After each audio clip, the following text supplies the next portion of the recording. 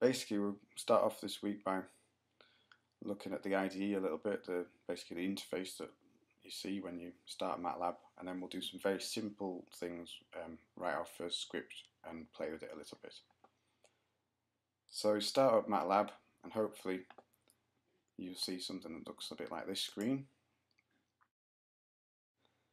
There are various different areas, so the first one to notice is this current folder area. And basically you need to make sure that the current folder is the folder that you expect it to be. So where you want to save your MATLAB scripts, this is what has to be shown in this folder. So for example, I've been playing with a few of these things, but I want to use week 1, the directory week 1 for this week's work. So I've changed that. You can also do it, you click in this icon here, that'll bring up the file browser as you would expect for your computer. It'll be different of course on Windows. So you select the directory and make sure the current folder is the directory you expect. Okay, so this bit of the command window, this is where you basically run your scripts or you see output from your scripts. Okay, so we'll come back to that in a minute. This window, the workspace window, like if you define a variable in the command window, it will show you the value of it here. So it sort of shows you what things you've defined. And command history shows you what commands you've run. So for example, we'll save writing a program for a sec. Just type in a command, and let's display the string hello. Okay, disp is the function to display. Press return, and it shows you what you would expect, hello. And now in the command history here, you see that you've got the command you've just run. And MATLAB, the shell, this area here, the command window, is sometimes called a shell. If you use the up and down arrow keys on the keyboard, you can go back to the previous command and you can keep going through your history. If you want to clear any of these things, you can do it by clicking that little arrow and then click clear command history. It asks you if you're sure. I am. And this one, similarly, you can click here, clear command window, and it clears it. Alright, so we just saw how to display a string, hello, in the command window, but let's do that from a script. So let's create our first script. So go here and click new script. And after a little pause, a new pane opens up called the editor pane. And in this pane, where the little caret is, the cursor is flashing, you can type in your program. So let's type in a program like we just did on the command line. So let's display the string hello, and we'll put a semicolon at the end of every line. Okay, and we'll move down a bit and we'll do what we always have to do with scripts, is put a comment in. So comments in MATLAB start with the % symbol, and you can type in, or usually I would put the first line comment to be the title of the script. So it could be, I don't know, it could be hello script, okay, or it could even be hello world if you want. And then I would put another line in saying what the script does. Now in this example it's trivial, but when you write more complicated scripts it will help you, I think, later, or it will help other people to see what the script does if you put a little description in at the top in the comments. So for this it could be display the greeting hello. Okay, so just a brief description of what the program does. And now I would save regularly. So save as, I want it in the right directory, and I'll call it, what did I say it was? Hello world. Alright, so I've done that. So now here in my current folder I now have a script called hello world. Okay, and I can run it from the command window. So if I just type in the name of the script that I've just created, press return, it runs it. It knew where to look because of what current folder points to. So it knew to find the script in the current folder. MATLAB has a cool feature where you can type help for pretty much anything. So help hello world. That displays, in fact, the first block of comments that you put in your program. and it works for every function in MATLAB. So you can type help disp, which is the function we use to display the string, and it gives you some blurb about that command here. See, disp displays an array, displays the array without printing the array name. And for all functions in MATLAB, you can type help and the function name and it will tell you something. Okay.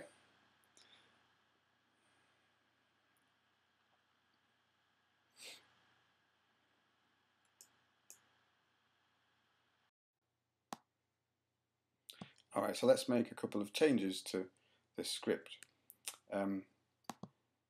What we could do is, instead of displaying a string, the thing in pink is a string, we could assign that string to a variable. So we could create a variable called greeting and assign a string to it, and then display the variable. So notice that there's no apostrophes because this is the variable name. So what will happen now is the program will see that you've assigned the string hello to the variable greeting, and then it will display the contents of the variable greeting. Okay. So let's update the comments to reflect the change we made. Display the greeting hello using a variable. Variable. And save. And now let's run that from the command window. So using the up arrow, I can go back through my command history, find hello world, press return, and of course the same thing happens. And if you try hello world now, you get the updated comment string. If you change a script so that its behavior is different, then I would recommend you save it as a different script and call it a different file name. Okay?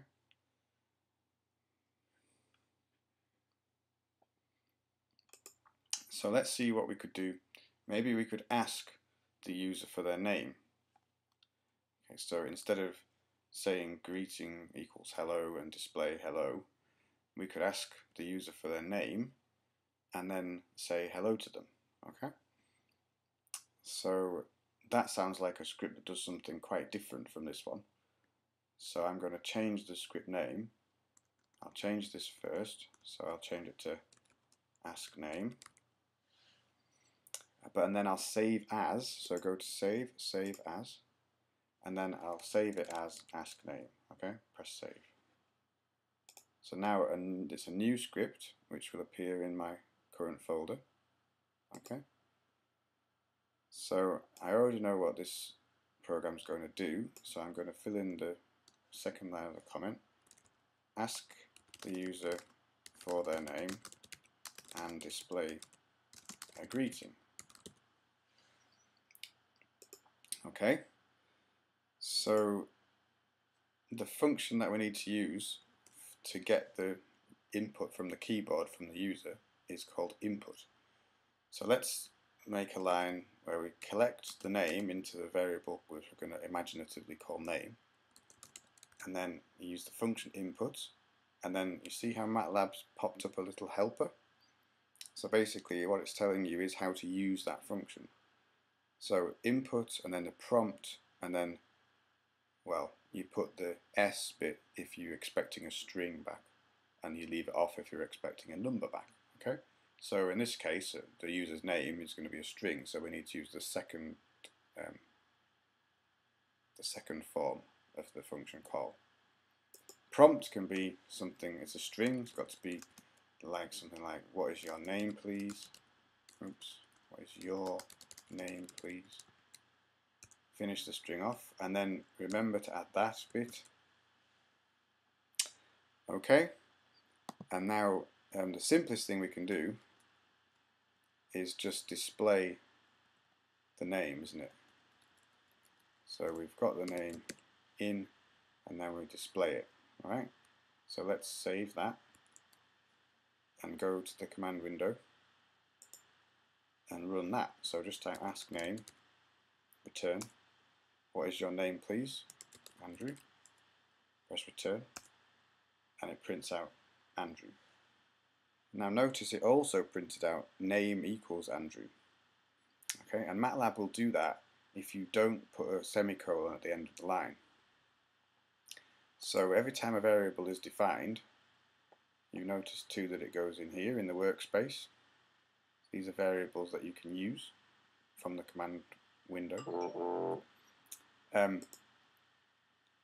But if you don't want it to display the variable name when the variable is created, then you put a semicolon at the end of the input line, like that. Okay, save it. And now if you run that, now, ask name, what is your name please? Andrew. It just prints my name. It doesn't print the name equals Andrew bit. Okay? Alright, let's try and display a more nice greeting. Okay, so instead of using disp, now we'll use the function fprintf. Alright? So I will type in the line and then I'll explain what it all means. Okay? So fprintf, you see how it's popped up the helper again. So it's telling you that it's expecting something called format spec, which is basically a format specifier, a string which tells the function fprintf how you want the information displaying. Okay, and then these A's are variable names, and there can be as many of them as you like.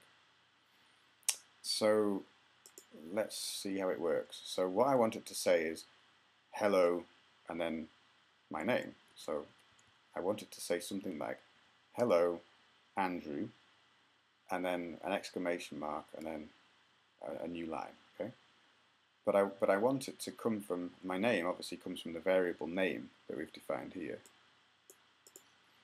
and it's a string variable. So in the format specifier I tell it that by putting this special sequence in, % symbol and S stands for string. So I could put hello and then a string, which will come from the variable name, and an exclamation mark, and then a new line you get by doing \n. That's a \n is like a control character which tells the function or tells the interpreter to put a new line there. Okay, so finish off the format specifier. That's that, and a comma, and then the name of the variable that you want to substitute in instead of this %s. Okay, so in our case here it's called name. Finish off with a semicolon. Okay, so if I save that now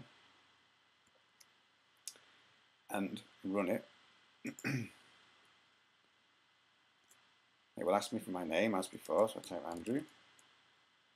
And now it says hello Andrew.